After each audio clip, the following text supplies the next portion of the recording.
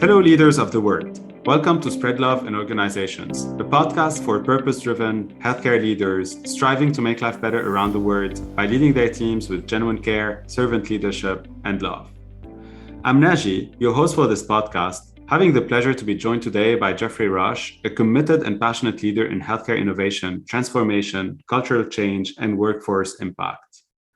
Geoffrey served as a strategic advisor to the president and CEO for Lehigh Valley Hospital-Pocono for several years, and as a senior vice president, business and workforce development at Dignity Health Global Education, where he led national conversations and initiatives to develop innovative diversity, equity, and inclusion solutions for the healthcare workforce.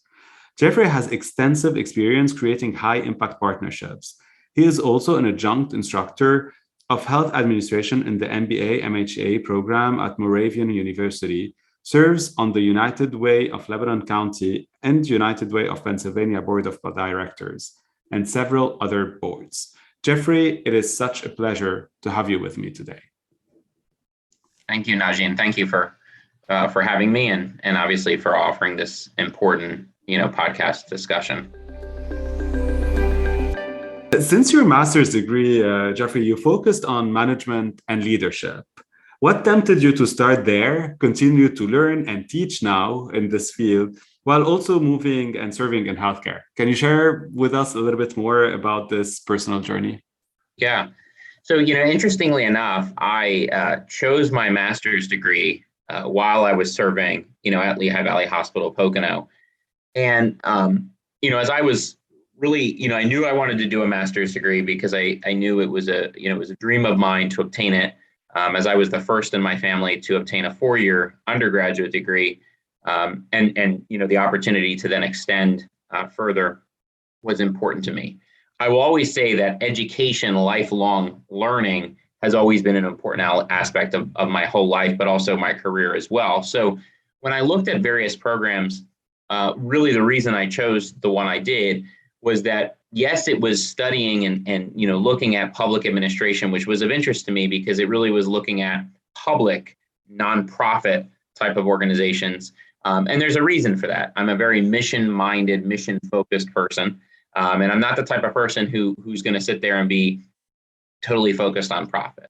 I'm really the person who's going to be very much focused on what's the impact to society, what is the impact to others, and how do we really further equity in all of that work. And so the management leadership part is what interested in me. And so I did it, while I was at Lehigh Valley Hospital-Pocono, and I knew that, in studying it, it would present to me opportunities to continue to grow while I was, serving initially, as a director, but then continue to grow into other leadership of other departments. And so that's really what set that apart. Now, to your point, what's really interesting about it is that oftentimes, as you know, in healthcare, a lot of people go and they do their MBAs, and you see that blend, either an MBA, an MHA, and you're seeing more and more even about, MPAs. When I talk to my students, obviously I've taught at several institutions, currently teach at Moravian, where I teach in the MBA, MHA, but I also actually get majority, because the course I teach is required, I also get the majority of students who actually are going for their nurse practitioner or their DNP degree. And so my biggest impart to them, particularly in the course, even though it's a course on healthcare law, regulations, and the ethical environment in healthcare, I bring in every single time topics of culture, topics of communication, topics of how we can advance health equity forward if we better understand disparities and if we really seek to, in many ways, knock down the barriers within our healthcare system and really personalize it for each and every one that we serve. And so I've been intentional about that. And what's interesting is that obviously prior faculty that have taught the program have not necessarily included those topics. For me, you can't talk about any topic in healthcare if you don't talk about culture, because to me, culture and leadership go hand in hand. And I think far too often in healthcare, we don't spend enough time on culture. So let's go into this topic of culture. How do you define culture, and what type of culture do you think us as leaders, specifically in healthcare, we should be building? Yeah. So, culture, really not only speaks to the engagement but the engagement from all levels. And so I think oftentimes when we look at culture, we immediately will turn to employee satisfaction surveys. How do our employees feel about the organization? How do our employees feel about leadership? How do our employees feel about the environment that's created for them to work in? Obviously, in healthcare today, we have to broaden that, and we have to think about really that creating a sense of belonging. That, regardless of who I am, whatever I bring to the table, both personally and professionally, that I am respected, appreciated, and valued for that individual, and that the culture or the environment that's going to be created is one that's going to not only allow me to thrive, but actually encourage, support, and mentor me in doing so. That's what's critical to me. And I think far too often we cross our T's and dot our I's and say, well, we've done an employee engagement survey. We look like our culture's okay. If you really peel back the onion, you'll see that the culture has a lot of challenges still. And that's because we haven't necessarily sought to create that culture of belonging. And then from a leadership perspective, we haven't set accountable measures that hold leadership accountable. And I'm a firm believer, and I have spoken at numerous healthcare conferences, Becker's, number of many others, HIMSS, et cetera. I always tell individuals that boards need to hold leaders accountable. The board of directors of nonprofit health systems, the board of directors of academic institutions need to hold their leaders accountable. And obviously, I would argue shareholders should do the same in the for-profit arena as well. They are responsible for the culture, and they are responsible to not only retain good employees, but create that environment that allows an individual to thrive. And I think far too often we haven't necessarily done that. I love this idea of culture of belonging, and obviously there's a lot of articles now, more and more, and studies around the sense of belonging and its importance. Do you have any specific examples or tactics that you have seen, whether while you sit in the boards or in more institution-based, that really create this culture? So I'm really looking for tactics as a leader that I will be able to implement tomorrow in my team. Yeah. So, interestingly enough, I served as CEO earlier in my career, and I tell individuals this all the time, that it was really at Lehigh Valley Hospital-Pocono where I was privileged to really be mentored and encouraged and frankly supported in a way that I probably never would have thought was possible at that young of an age. So I was, promoted to the director level at the youngest age ever in the organization. And the reason is that my CEO invested in me. And so I always tell people that leaders have to invest in members of their team. I learned that firsthand from her, the power of that investment. So much so that I watched her, I observed her. I, got to round with her in healthcare and see that she never forgot her humble beginnings as a nurse. And, what I learned about her as a leader was that she was not afraid to make the tough decisions because she had experienced them from the ground up. She knew what it was like to take care of the most critically ill patients, but at the same time, she knew that in doing so, to use resources, would have to make a decision to do so because it was in the best interest of the patient. And so I saw a lot of steadfast leadership from her, but there were other things too. One of which was, her quality to really relate and engage with not only patients, but community members at all levels. And so, yes, she was the president and CEO, people knew that, but first and foremost, she was a person, she was a nurse. And so when she represented herself in the community, people saw her as a person that they could come to and seek any guidance in healthcare, regardless of her title.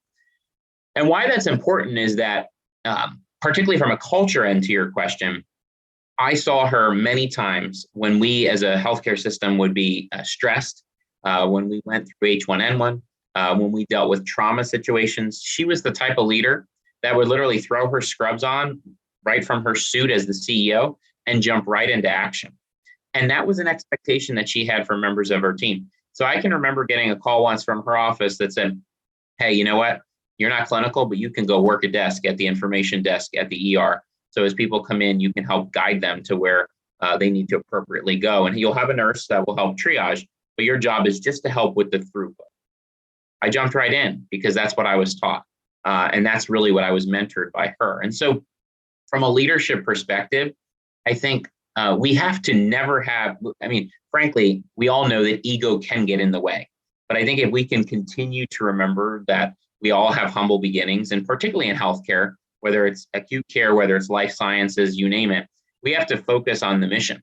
And when we focus on the mission, it becomes very clear. And so that CEO would always say to me, don't propose something to me if you're not going to be able to answer what's in it for the patient. That was always the key. If I could not answer that, I wasn't going to get my proposal forward. If I could answer that, there was a good chance I could get it forward. That's great. One of my favorite questions I always ask myself on the teams is, would a patient really care?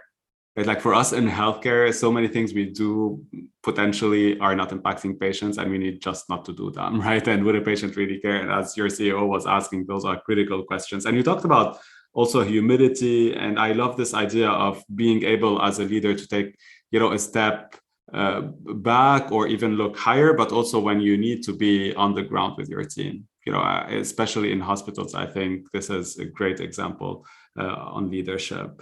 You worked also a lot on DE&I, an area of expertise you have. You teach students about it. Can you share with us some initiatives or tactics you think we should all not only talk about, because we are all reading and hearing about it, but I'm looking for actions. Are there specific things, as small as they can get, but that tomorrow people can take and do for us to improve DE&I internally first? Yeah.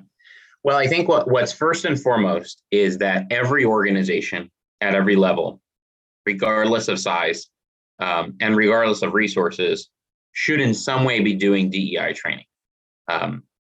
It has to be authentic, and it has to be done in a manner that recognizes the benefits of it. So, I'll give you examples. I was part of a small team that put together what was the first ever anti-systemic racism training for the Commonwealth of Pennsylvania at the agency level. But we had the buy-in from the governor, so it wasn't as hard compared to some states where you may not have that buy-in, but it was powerful. And what we learned in that process was how much hurt and how much challenge individuals in government were facing with what truly were systemic racism type of issues. And so the first and foremost is you have to have training. And there are so many good trainings out there. There are phenomenal organizations that are committed to it. The second thing is that, almost every organization at some level in healthcare does these employee engagement surveys.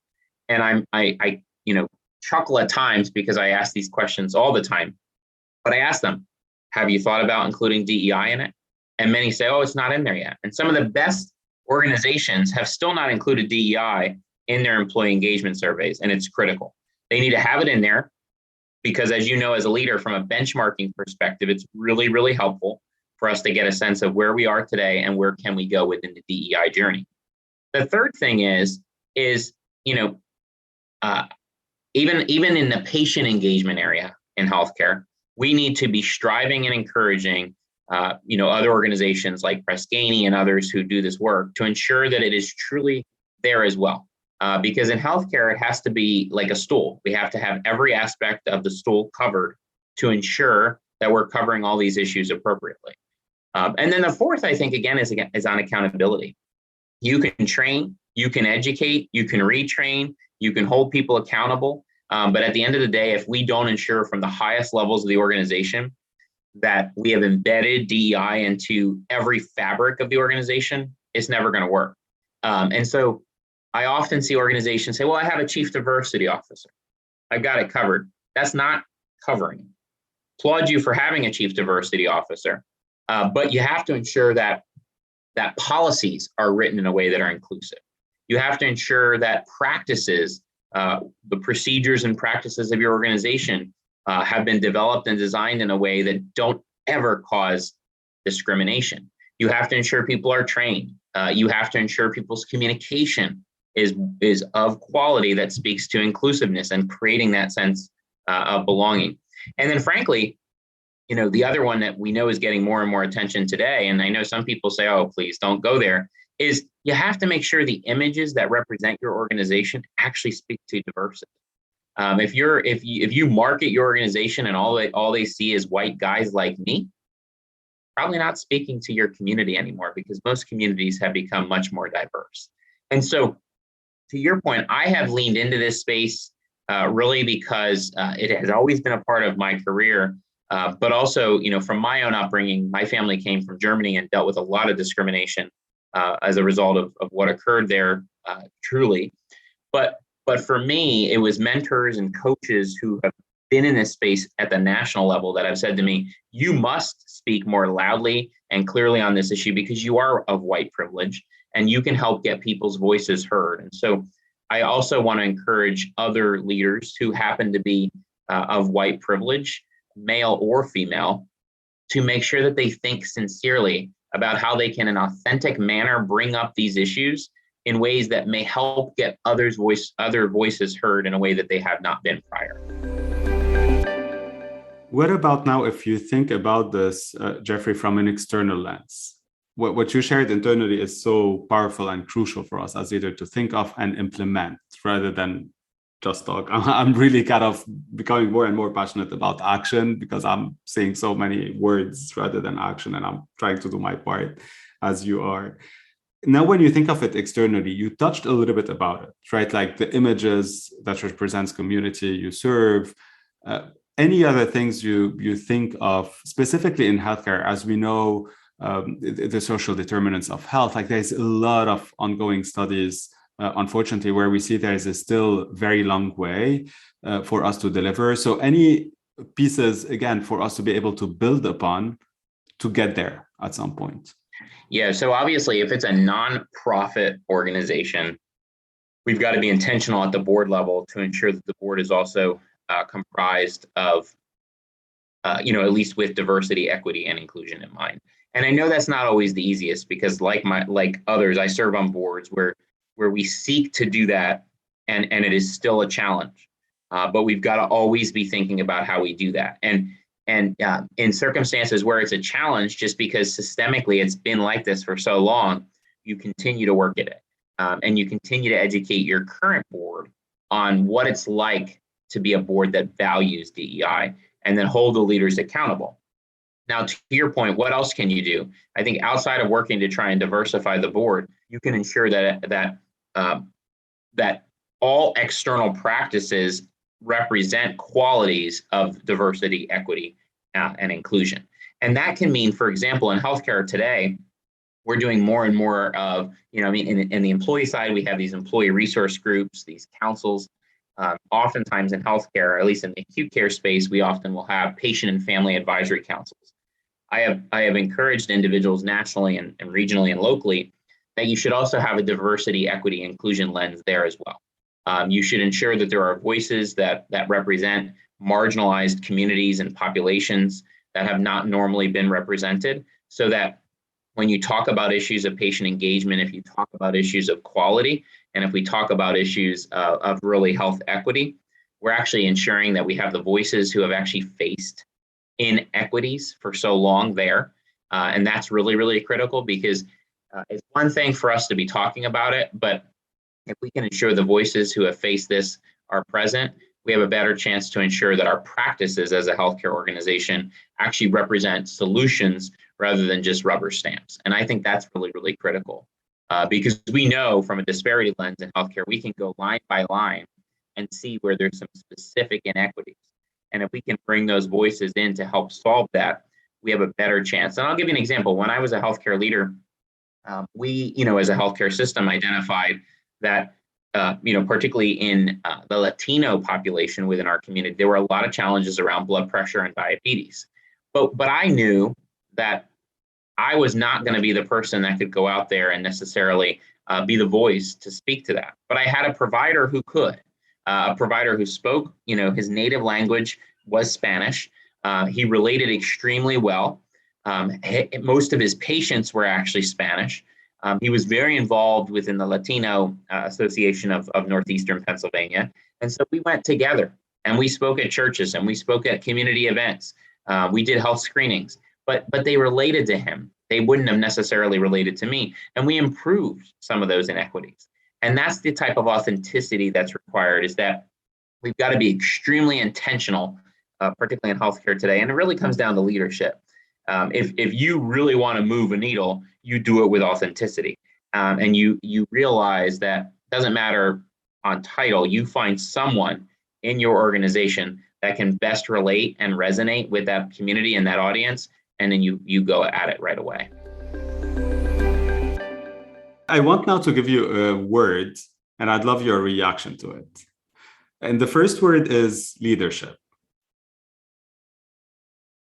Yeah. So, for me, leadership is truly about creating not only a culture, but an environment where, irregardless of one's educational background, of one's professional background, irregardless of their gender or not gender, whatever the case may be, that we have created the environment and culture that everyone has the chance to succeed, and that the leadership particularly is there to mentor, coach, and empower, to be focused on purpose on the work that must be achieved.